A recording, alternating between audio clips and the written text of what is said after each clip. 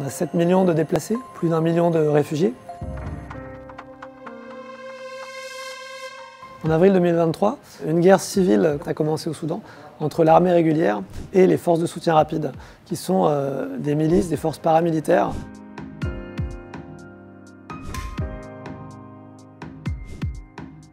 Dans l'ensemble du Soudan, la plupart des victimes civiles ont été victimes de tirs croisés, de bombardements indiscriminés par l'un ou l'autre des belligérants.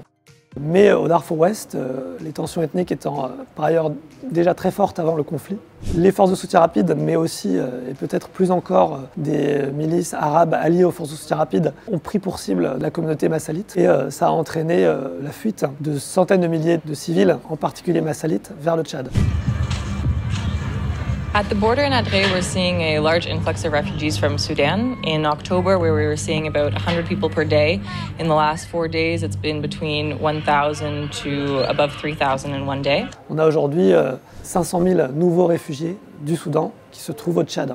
Les 2 épisodes de violence qui ont eu lieu ont entraîné aussi plusieurs milliers de morts et un afflux dans notre hôpital d'Adre de plusieurs centaines de blessés. 1 millier de blessés en une semaine suite au premier épisode et plus de 300 blessés au cours du second épisode de violence.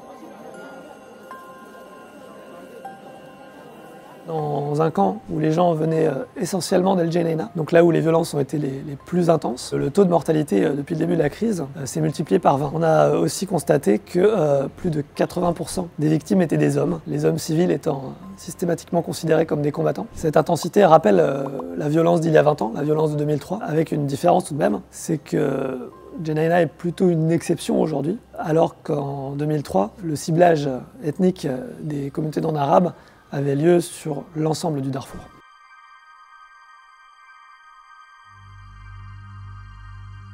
Les acteurs de la communauté internationale qui auraient suffisamment de moyens de pression sur les belligérants et leur soutien ne semblent pas suffisamment mobilisés sur cette crise-là. Et d'un point de vue humanitaire, ça se traduit aussi par un manque de moyens, notamment pour les organisations, agences onusiennes, ONG, qui dépendent, contrairement à nous, de donneurs institutionnels, y compris pour les réfugiés au Tchad.